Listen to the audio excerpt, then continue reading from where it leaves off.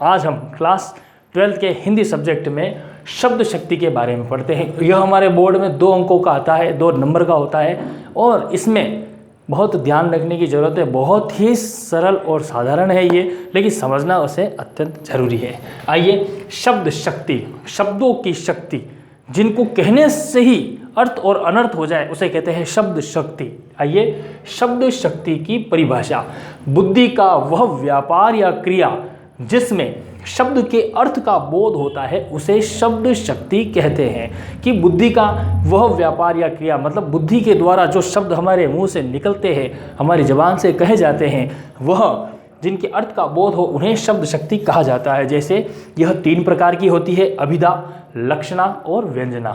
अभिधा, लक्षणा, व्यंजना। अभिधा वह शब्द शक्ति है जिसमें वाच्यार्थ प्रकट होता है। लक्षणा वह शब्द शक्ति है जिसमें लक्ष्यार्थ प्रकट होता है और व्यंजना वह शब्द शक्ति है जिसमें व्यंग्यार्थ प्रकट होता है। तो इन शब्द शक्तियों के बारे में हम पढ़ेंगे। सबसे पहले हम देखेंगे अभिधा शब्द शक्ति। अभिधा, जिस शब्द शक्ति में वाच्यार्थ प्रकट होता हो, वाच्यार्थ वाक्य का कुछ अर्थ प्रकट होता हो, साधारण वाक्य हो, वहाँ पर अभिधा शब्द शक्ति होती है। जैसे हिंदी एक भाषा है। हिंदी जो है एक भाषा है, एक नॉर्मल सा सेंटेंस, साधारण सा एक वाक्य है, इसमें वाच्यार्थ प्रकट होता है।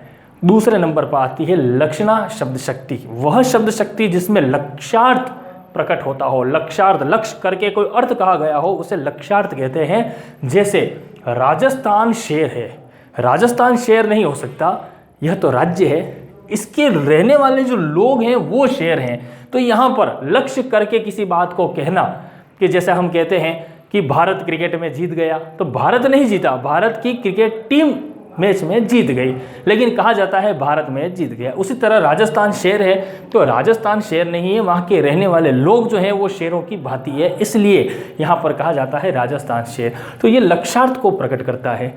अंतिम आती है शब्द शक्ति व्यंजना। व्यंजना वह शब्द शक्ति जिसमें व्यंग्यार्थ प्रकट होता हो। व्यंग मतलब कि कुछ ऐसी बात जिसको कहकर सभी अपने अपने चीज़ों में उसको समझ ले। जैसे कि देखो, साधारण से शब्दों में उदाहरण के साथ बताऊंगा।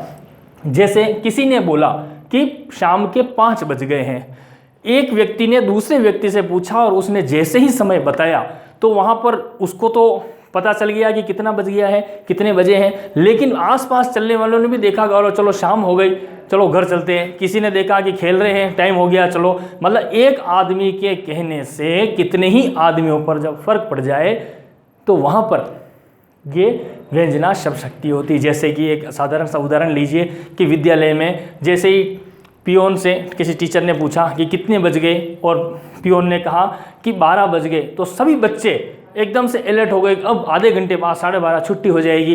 टीचर ने भी देखा 12 बजे पीरियड लगने वाला है, आसपास अगर कोई और भी जा रहा तो उसने भी देखा 12 बज गए, जल्दी से क्लास में चला जाऊं। मतलब सब पर असर पड़ जाए, यहाँ पर व्यंजना शब्द शक्ति होती है। तो इस तरह से शब्द शक्तियों को बताया जाता है, अभिधा, लक्षणा और व्यंजना। शब्द शक्ति बुद्धि का वह व्यापार या क्रिया जिसके द्वारा कोई अर्थ प्रकट होता है वाक्य का, वह शब्द शक्ति कहलाती है। उसके 3 भेद होते हैं, अभिधा, लक्षणा और व्यंजना। इन तीनों को मैंने बताया है। अब हम जब भी इनको देखेंगे आगे तो सारे उदाहरण बहुत सारे होते हैं, इनको और उदाहरणों में भी बताया जाएगा और चीज़ों में भी आपको समझाया जाएगा। तो हम मिलते हैं अब आपको अगले वीडियो में।